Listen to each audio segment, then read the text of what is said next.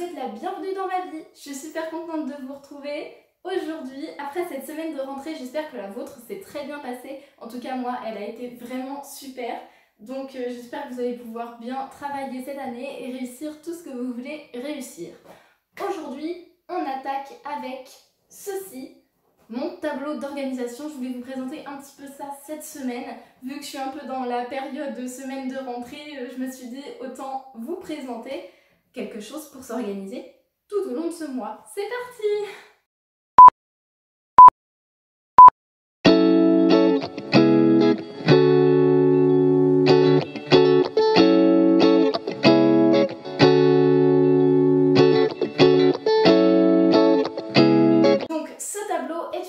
De s'organiser et de pouvoir visualiser tout le mois, à savoir que j'ai découvert cette technique dans une série.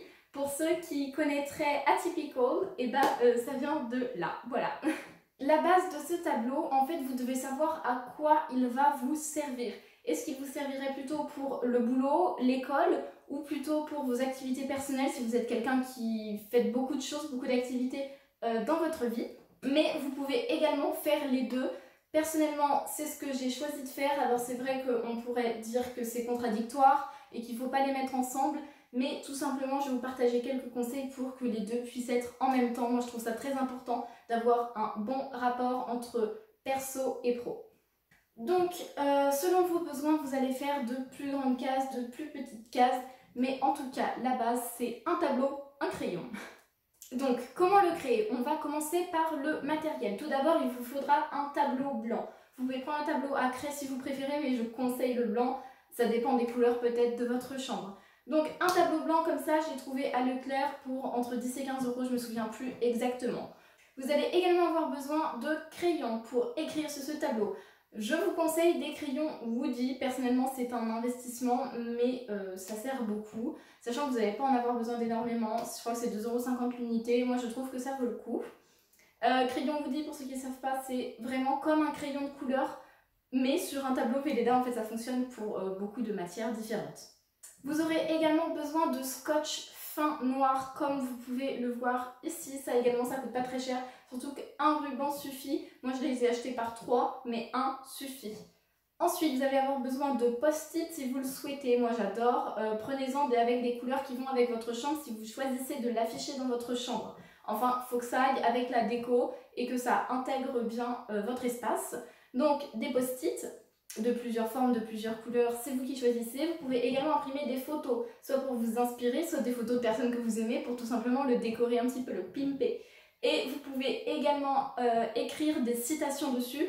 Moi, c'est ce que j'ai fait. Je ne sais pas si ça se voit, mais il y a marqué « Be yourself no matter what they say ». Et c'est de Sting. Voilà, un chanteur. J'espère que vous connaissez, en tout cas, moi je l'adore. Donc, sur ce tableau, vous avez deux choix possibles. Soit vous faites uniquement les petits carrés que vous voyez ici qui correspondent au jour d'un mois. Soit vous décidez comme moi de faire la plus grande partie, mais également de rajouter d'autres zones pour vous permettre de vous organiser. Moi, c'est ce que je conseille tout simplement. Alors, quelle catégorie j'ai rajouté? J'ai rajouté Each Day. C'est la catégorie où je vais noter ce que j'aime faire, ce que j'aimerais faire tous les jours. Il y a donc boire 1,5 litre d'eau, lire un chapitre d'un livre, faire ma skincare, dire mes affirmations, mes objectifs et faire mon sport. Donc jusqu'ici, je remplis très bien cette liste. La lecture est un petit peu encore défaillante. Mais moi je trouve ça bien d'avoir un point, on peut toujours s'améliorer, je trouve ça très important. J'ai également la même chose pour each week, donc la semaine, ce que je veux faire. Et là, je fais des petites cases avant chaque tâche et je coche. Comme ça, dans la semaine, je sais ce que j'ai fait et où j'en suis. Et les deux catégories avec les post-it qu'on a là, ici les post-it en cœur rose, c'est des gros objectifs que j'ai à faire, enfin des gros objectifs que j'ai à faire sur une semaine, je veux dire. Par exemple, il y avait acheter des vêtements pour la rentrée, bon c'est pas urgent, c'est pas incroyable, mais il faut que je le fasse. Et celui qui reste, c'est me trouver un cours de danse. Et ceux du dessus, c'est des tâches que j'ai à faire qui reviennent régulièrement. Il y a running, walking, donc courir, marcher, que j'ai mis. Courir en ce moment, je peux pas parce que je me suis blessée, mais comme ça, je les répartis comme ça sur 1 à 2 semaines. Et je vois quand est-ce que j'ai été, quand est-ce que je n'y ai pas été. Si vous avez un objectif, par exemple, d'aller courir 2 fois par semaine, vous savez si vous l'avez fait ou pas, vous n'oubliez pas si vous êtes quelqu'un de très occupé ou tout simplement qui oubliait tout comme moi. Voilà, et j'ai également quelques post-it violets qui me servent pour les diaporamas, si j'ai un diaporama, ou un devoir à rendre, un DM tout simplement.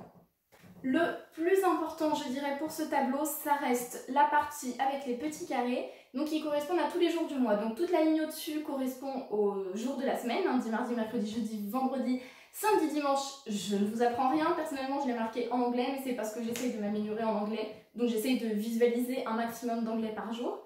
Et donc vous mettez les petits numéros en bas qui correspondent, alors oui, il faudra le changer tous les mois, bien évidemment, mais les jours pourront rester. Et vous mettez alors tout ce qui vous concerne, qui pour vous est le plus important. Par exemple, le plus important pour moi, ce sont les rendez-vous, les dates d'anniversaire que j'oublie tout le temps, les dates d'exposé quand par exemple on vous donne pour un mois ou pour 3 semaines ou même 2 semaines, comme ça vous êtes sûr de ne pas oublier. Et vous savez où vous en êtes. Si par exemple ça fait une semaine qu'on vous l'a donné, vous n'avez toujours pas avancé, vous vous dites ah ben c'est plus que dans une semaine, il va peut-être falloir que je me bouge.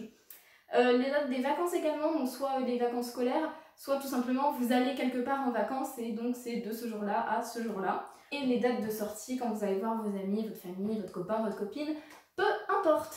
Donc pour aller plus loin, moi ce que je vous conseille c'est de ne pas faire uniquement les cases mais également les catégories, comme ça peut vous fixer un petit peu des objectifs quotidiens. Bon, vous les avez déjà mis dans votre routine si vous avez suivi ma première vidéo. Pour les crayons, je vais revenir là-dessus, je conseille 1 à 2 couleurs maximum parce que moi j'avais 4 couleurs avant et c'est illisible vraiment, donc moi je conseille 1 à 2 couleurs, moi j'écris tout d'une couleur.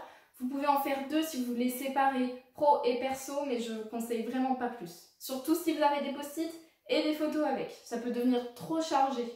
Mettez-le dans un endroit stratégique ce tableau, il faut que vous puissiez le voir et accéder rapidement. Moi c'est tout simple, c'est au-dessus de mon bureau, donc dès que je travaille, je sais ce que j'ai à faire, c'est bien plus pratique. Comme je vous le disais, il ne faut pas qu'il soit trop chargé. C'est-à-dire, vous avez un rendez-vous, vous n'avez pas besoin de détailler ce que vous allez faire dans le rendez-vous, vous mettez votre rendez-vous. Vous avez un devoir, vous n'êtes pas obligé d'écrire que c'est un devoir d'économie qui portera sur ta. Vous mettez devoir éco. Et après, vous pouvez développer dans votre agenda, dans votre téléphone, ce qu'il y a un petit peu plus. Là, le but, c'est vraiment de ne pas oublier quoi que ce soit, c'est tout. Et le dernier point que j'aimerais aborder, c'est sur les feutres Velleda.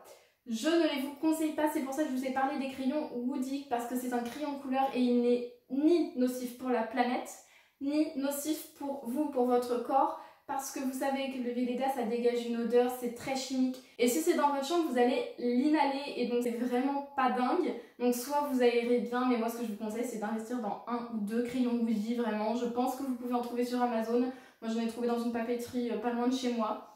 Mais voilà, je vous conseille vraiment pas les Velleda. Si vous ne voulez pas respirer des choses toxiques ou abîmer notre planète, moi je vous conseille les crayons Woody. C'est à vous de voir. La vidéo touche à sa fin, j'espère qu'elle vous a plu et que vous allez adopter cette méthode d'organisation. Moi, franchement, depuis que je l'ai, je ne m'en passe plus, c'est vraiment super. Je vous retrouve dans une semaine, dimanche 16h, pour la prochaine vidéo. Bisous, bisous, d'ici là, portez-vous bien.